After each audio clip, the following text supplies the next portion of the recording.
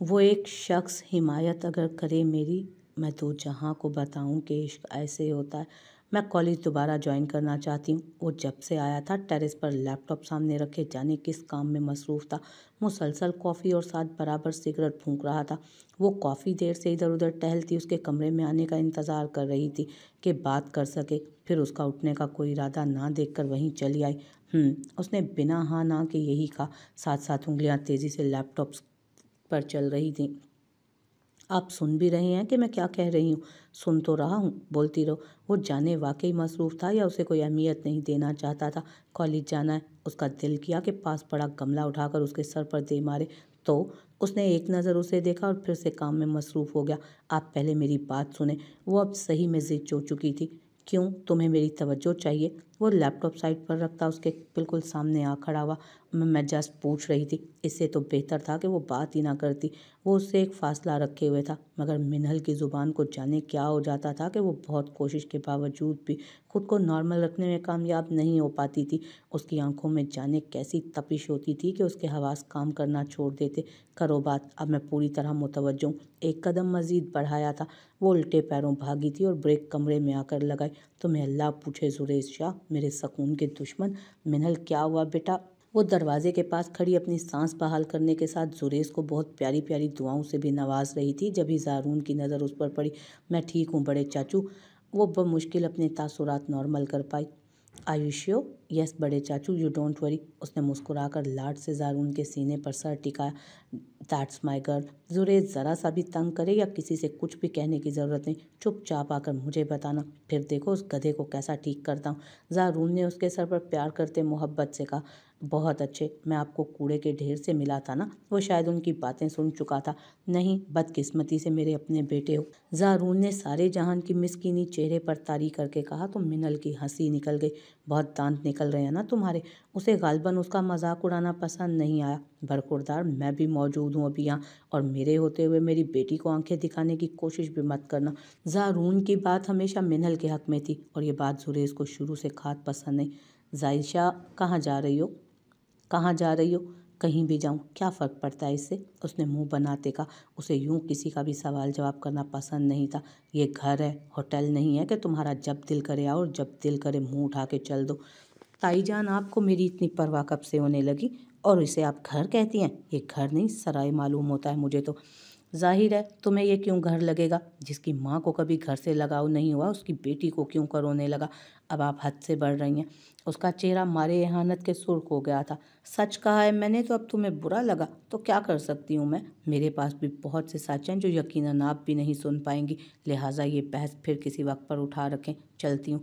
वो बाल झटकती बाहर निकल गई। जायशा, क्या हुआ? मूड क्यों ख़राब है? कोई बात हुई है क्या? वो अभी अपनी गाड़ी की तरफ बढ़ी थी कि अंसर ने रोक लिया। तुम्हारी माँ के होते हुए किसी का मूड ठीक हो सकता है क्या? यार, क्या हो गया?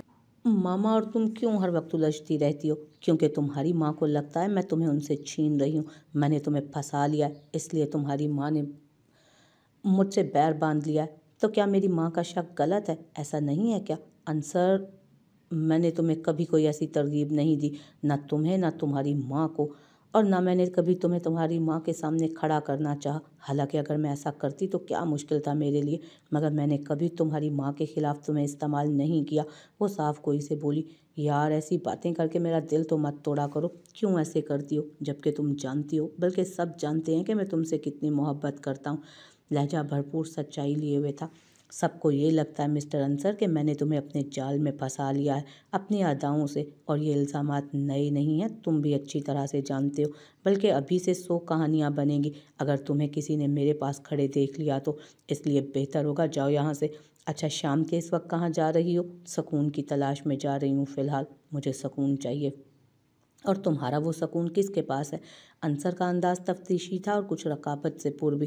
अंसर, अब शुरू मत हो जाना। तुम्हारी माँ का आज का कोटा पूरा हो चुका है, इसलिए तुम अब माफ़ी रखो मुझे। जायशा, मैं सीरियस हूँ तुम्हारे बारे में, और ये बात तुम अच्छे से जानती हो। और तुम ये भी अच्छे से जानती हो ना कि मैंने कभी तुम्हें कोई इशारा दिया, न कभी किसी मामले में पजीराई की। जो भी है वो सिर्फ तुम्हारी तरफ से है। उसने बिना कुछ लगी लिपटी कहे उसके मुंह पे ही कह दिया। उसकी इसी आदत की वजह से उसे सब मुंह फट कहते थे। दिखने में कितनी नाजुक सी लगती हो, मगर तुम्हारा दिल बहुत सख्त है। तुम्हें तो दिल रखना भी नहीं आता। तुम सोच लो, कोई जल्दी नहीं, वक्त ले लो, मगर यूं साफ इनकार तो मत करो। उसका लहजा इंतहाई दिल गिरफ्तगी लिए हुए था। अंसर, खुद को धोखे में रखना खुद अपने साथ ज्यादती है। ये तो दिल के फैसले हैं और दिल खुद फैसला करता है। मैं तुम्हारे जज्बात की कदर करती हूँ और तुम जानते हो, इस घर में सिर्फ तुम ही वो वाहिद शख्स हो जो मुझे पसंद है। तुम भी तो खुद को धोखा दे रही हो। क्या तुम अपने साथ ज्यादती नहीं कर रही जायशा? क्या मतलब? एक पल को वो डर ही गई। तुम्हें क्या लगता है मैं तुम्हारी तरफ से इतना बेखबर हूँ? मुझे नहीं पता तुम क्या कह रहे हो। वह अनजान बनी। वो शख्स कभी नहीं अपनाएगा तुम्हें जायशा, और तुम भी ये बात जानती हो। तो फिर क्यों बार बार उसका दर खटखटाती हो जो तुम्हारे लिए कभी नहीं खुल सकता? दिल किसके बस में अंसर? क्या तुम्हारा दिल तुम्हारे बस में है? अगर मेरे बस में हो तो मैं इसे निकाल कर ही फेंक दूं, जो कभी मेरी नहीं सुनता, जो उसे देखता है तो पागल होने लगता है, सारी दुनिया से बेखबर कर देता है मुझे। अंसर, तुमने कभी उसे करीब से देखा है? वो चेहरा जाने क्या खासियत रखता है कि मेरा दिल करता है मैं दुनिया त्याग दूं उसके लिए। उसकी शख्सियत में पता नहीं क्या राज है, जाने कौन सा इसमें ख़ास है उसके पास कि वो बिना किसी पर नज़र डाले चलतों को अपने संग बांध लेता है। सब उसके गर्विदा हैं, सब उसको चाहते हैं। कुछ लोग कितने खुशकिस्मत होते हैं ना, उनको अपने पराए सब चाहते हैं, मगर वो इतना कठोर है कि एक निगाह डालने का भी रवादार नहीं। उसे कुछ फ़र्क नहीं पड़ता कि कौन उसके लिए क्या सोचता है, क्या महसूस करता है। कोई उसे देख देख कर जीता है। कितना बेखबर है, या शायद बाखबर है, मगर मानता नहीं उसको। कितना इख्तियार है ना खुद को उस पर, कितना इख्तियार है ना उसको खुद पर, अपने दिल पर। और एक मैं हूँ जिसे अपने दिल पर ही इख्तियार है, और ना ये दिल मानता है मेरी। वो जाने किस जहान में पहुंची हुई थी, जबकि अंसर को तो जैसे सख्ता हो गया था। वो उस राह में इतना आगे निकल चुकी है कि अनजान की ज़रा परवाह नहीं उसको। ये उसने कैसा खारदार रास्ता चुन लिया था अपने लिए। जो चेहरा उसके दिल के आईने में उभरता था, वो चेहरा तो खुद किसी पर फरेफ्ता था, वो तो किसी और की शैदाई थी। देखिए वकील साहब, हम आपको बहुत प्यार से कह रहे हैं कि आप ये केस ना लें। यह हमारा आपसी मामला है, हम खुद ही निपटा लेंगे। आप क्यों खुद को खतरे में डाल रहे हैं? केस वापस कर दें, इसी में आपकी भलाई है। और कुछ कहना है या बस यही बात थी? एक्चुअली मुझे कुछ ज़रूरी काम है और कुछ देर तक मुझे कोर्ट के लिए भी निकलना है। उसने उतने ही आराम से जवाब दिया। वो कभी किसी बात पर फ़ौरन से हाइपर नहीं होता था। वो मामलात को अपने तरीके से हैंडल करता था, और उसे ये करना आता था क्योंकि वो मोमिन मुराद शाह था जो कभी अपने सामने वाले पर नहीं खुलता था। उसके पुरसकून चेहरे से किसी को भी अंदाज़ा नहीं हो पाता था कि उसका दिमाग क्या प्लान कर रहा है। वो हमेशा अपने मुखालिफ से 10 कदम आगे रहता था। तुम हमें अभी ठीक से जानते नहीं हो लड़के। उसके इतने पुरसकून और मुख्तसर जवाब पर सामने वाली पार्टी हस्बे तवक्को भड़क चुकी थी। बिल्कुल सही कहा, मैं वाकई आप लोगों को नहीं जानता, मगर मुझे पूरा यकीन है कि आप लोग ज़रूर जानते होंगे। इस बार उसके लबों पर तमस्कराना मुस्कुराहट उभरी थी। आखिरी बार कह रहा हूँ, केस छोड़ दो ये। वैसे भी तुम कुछ भी कर लो, एक बात भी अदालत में साबित नहीं कर पाओगे, तो हारने से बेहतर है इज्जत से पीछे हट जाना। मुझे वक्त ज़्यादा तो नहीं हुआ काम करते हुए, मगर 3 सालों में मैंने जितने भी केस लड़े हैं ना, हारा नहीं हूँ मैं। और रही बात पीछे हटने की, तो हमारे बड़ों ने हमें ये चीज़ नहीं सिखाई। हम तो हक के लिए कदम बढ़ाने वाले हैं और फिर उस पर डट जाने वाले लोग हैं, और इंशाल्लाह हम हमेशा सच का ही साथ देंगे। जितना चाहो मांग लो, हम उतना देंगे। तुमने सोचा भी ना होगा उतना देंगे लड़के। आखिरी दाव था ये। सीरियसली आप लोग यहाँ ये सब कहने आए हैं? क्या आप लोग मुझे वाकई नहीं जानते कि मैं कौन हूँ और किस फैमिली से बिलोंग करता हूँ? एनीवेज, मुझे आपके हराम पैसे नहीं चाहिए। अब आप लोग तशरीफ़ ले जा सकते हैं। अब हमसे गिला मत कीजिएगा कोई भी शाह साहब, तैयार रहिएगा, हम बहुत जल्द मिलेंगे। वो शख्स मूंछों को ताव देता उठ खड़ा हुआ। जी ज़रूर, इंशाल्लाह कोर्ट में आपसे बहुत जल्द मुलाकात होगी। मोमिन बिना रोब में आए बोला था। हो सकता है पहले इसका कोई इंतज़ाम हो जाए। लहजा कुछ बावर कराता हुआ था। वो बिना कुछ कहे अपने केस की फाइल देखने लगा। ये सब तमाशे यहाँ की रूटीन का हिस्सा थे। उसका अक्सर ऐसे मवालियों से वास्ता पड़ता था। 10 मिनट ही गुजरे होंगे कि धाड़ से दरवाज़ा खुला और उड़द शेर किसी तूफान की तरह अंदर दाखिल हुआ। मोमिन, तुम ठीक हो? वो जल्दी से आगे बढ़ा और उसे बाकायदा उसकी कुर्सी से उठाते अपने सामने खड़ा किया। मैं ठीक हूँ, तुम्हें क्या हुआ? इतना हड़बड़ाए हुए क्यों हो? बैठो यहाँ। मोमिन ने जल्दी से उसके लिए पानी गिलास में डाला। कौन आया था अभी यहाँ? उसने ग्लास पीछे हटाते हुए बात की थी काम की। तुम ये सब नहीं छोड़ सकते। तुम्हें ज़ाहिर भाई की तरह जासूसी करने की आदत पड़ चुकी है औरत शेर। मोमिन ने खश्मी नज़रों से उसे घूरा। ज़ाहिर भाई तो तुम सब पर नज़र रखते हैं, उनकी तो बात ही अलग है, जबकि मेरी नज़रें सिर्फ तुम पर लगी रहती हैं और इस मामले में मैं बेबस हूँ। औरत शेर और मोमिन ऐसे ही जुनूनी थे एक दूसरे के लिए और ये बात सब जानते थे। अब तुम बताओ, जो मैंने पूछा। वो दोबारा अपनी बात पर वापस आया। औरत शेर, तुम अपनी ड्यूटी छोड़ कर आए हो, बुरी बात है ना।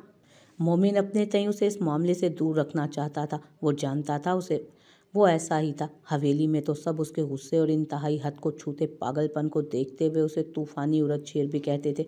तो तुम नहीं बताओगे मोमिन शाह? अगर मैं नहीं बताऊंगा तो तुम तो जैसे इस बात को छोड़ दोगे। चाहे मैं जितनी भी कोशिश करूं, मगर तुम पता करवा लोगे उरद शेर। पता तो मैं करवा लूंगा, मगर उसके लिए कुछ वक्त लगेगा। खैर छोड़ो, चाय पिलवाओ, दिमाग इस टाइम बहुत घूमा हुआ है मेरा। दिलशेर कब वापस आ रहा है? मैंने रात कॉल की, शायद बिजी था तो बात नहीं हो सकी उससे। काफ़ी दिन नहीं हो गए उसको इस बार। मोमिन ने चाय का बोलकर गुफ्तगू का रुख अपनी तरफ से हटाकर दिलशेर की तरफ मोड़ दिया। उसका तुम्हें पता ही है ना उसके आने का पता होता है किसी को और न जाने का। मर्जी का मालिक, बादशाह बंदा है वो। उसने गर्मा गर्म चाय का मग उठाया। हाँ ये तो है, मगर उस बंदे के असूल बहुत स्ट्रिक्ट हैं। सेम डैड की तरह है वो। हर चीज़ उसको परफेक्ट चाहिए होती है और उसकी नफासत तो कसम से लड़कियों से भी बढ़कर है। मोमिन ने मुस्कुराते हुए दिलशेर की खूबियाँ गिनवाई, जिनमें कभी कभी वो चिढ़ भी जाया करता था उनसे। आप लेट हैं भाई, औरत शेर ने अंदर दाखिल होते ज़ाहिर शाह मीर को देख कर कहा। क्योंकि मुझे पता था मोमिन के मामले में तुम्हारी सर्विस बहुत क्विक है, तुम पहुंच चुके होगे, इसलिए मैं बेफिक्र था।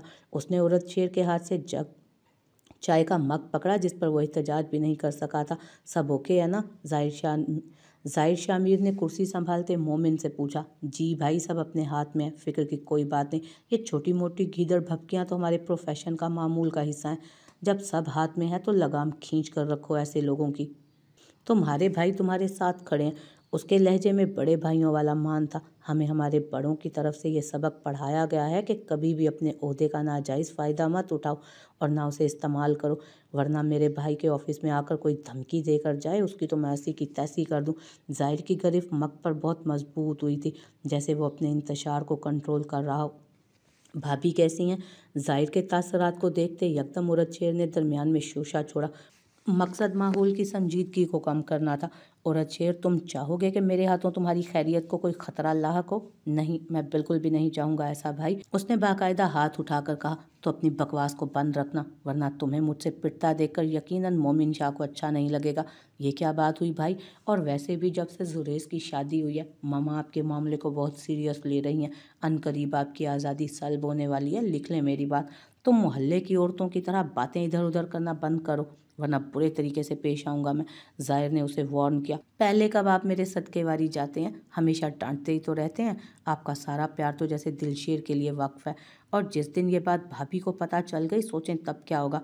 रुख तेरी और तेरी भाभी की तो कुछ ही देर में वहाँ उनके ज़िंदगी से भरपूर कह कहे गूंज रहे थे और कुछ दूर तक तीर भी मुस्कुरा रही थी। जाने आने वाले कल में वो भी सब यूं ही रहने वाले थे, या फिर फिक्रों और उलझनों का ऑक्टोपस उन्हें भी जकड़ने वाला था अपने अंदर।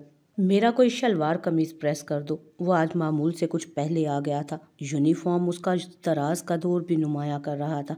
उसकी हाइट ज़ारून शाह की तरह काबिल रश्क थी। तासुरात में एक खिंचाव सा वाज़े था। आंखें भी सुर्ख हो रही थीं। अगर मुझे निहार लिया हो तो जो कहा है वो कर दो। माथा उंगलियों से मसलता यूं ही बेड पर गिरने के अंदाज में वो लेट गया था। तबीयत ठीक है आपकी? वो कुछ मुतफिक्र दिखाई दी। ठीक हूँ मैं, प्लीज़ तुम कपड़े देख दो। अगर कोई शलवार कमीज प्रेस है तो ठीक, वरना प्रेस करवा दो अभी। कहीं जाना है आपको? एक और सवाल। एक तो मुझे बीवियों की ये समझ नहीं आती कि उनको इतने सवाल मिल कहाँ से जाते हैं। बिना सिचुएशन का अंदाज़ा लगाए बस अपना सवालनामा खोल लेती हैं। तुम ऐसा करो, रहने दो, मैं मॉम को बोल देता हूँ। वो उठ खड़ा हुआ। मिनल घबरा कर जल्दी से अलमारी की तरफ बढ़ी। उसका कोई एतबार नहीं था कि बाहर जाकर उसकी शिकायत कर देता। उसे तो वैसे भी मौका चाहिए होता था। उसने जल्दी से उसका वाइट शलवार कमीज निकाला और कमरे से बाहर निकल गई। इशरत बुआ, आप ये सूट जल्दी से प्रेस कर दें, जुरेज को अभी कहीं जाना है। काम वाली को सूट थमाकर वो खुद किचन की तरफ बढ़ गई। गर्मा गर्म चाय का मग थामे वो जब कमरे में दाखिल हुई तो सामने वो उसे बाथ टॉवल लिपटे आईने के सामने खड़ा दिखा था। जल्दी से उल्टे कदमों वहीं से दरवाजा बंद करके भागने के चक्कर में चाय छलक कर उसके हाथ और पांव पर आ गिरी। हालांकि बहुत थोड़ी सी चाय गिरी थी, मगर फुल गर्म होने की वजह से उसे शदीद जलन का एहसास हुआ। तुम्हारा जवाब नहीं, मिनहल जुरेज शाह, क्या बात है तुम्हारी। वो उसकी कार्रवाई आईने में देख चुका था, इसलिए जल्दी से उसकी तरफ बढ़ा और मग पकड़कर साइड पर पड़े टेबल पर रखकर उसके हाथ का जायजा लेने लगा। बाय द वे, भाग क्यों रही थी वो जुरेज शाही क्या, जो उसकी किसी हरकत को नज़रअंदाज करे या बास पुरस ना करे। वो मैं वो इसी इसी से भाग भाग रही थी, मगर हाय री किस्मत, वो अब इतना ही करीब खड़ा था। मिनहल की नज़रें यूं ज़मीन से चिपक गईं जैसे कोई मुजरिम कटहरे में सर झुकाए खड़ा हो। मैं क्या। उसका हाथ थामे बेड तक वो उसे लाया और बैठने का इशारा करते खुद फर्स्ट एड बॉक्स ढूंढने लगा। मैं आपके कपड़े, वो करीम, वो उसके करीम हाथों पर लगा रहा था, जबकि मिनहल की जुबान फिर से लड़खड़ाने लगी। जब आशिकी झाड़ती थी तब तो बड़ी जबान चलती थी तुम्हारी, अब क्यों दौरे पड़ने लगे हैं जुबान को। वो उसकी तरफ देखते हुए हल्की सी मुस्कुराहट लिए बोला, साथ साथ क्रीम को रब भी कर रहा था।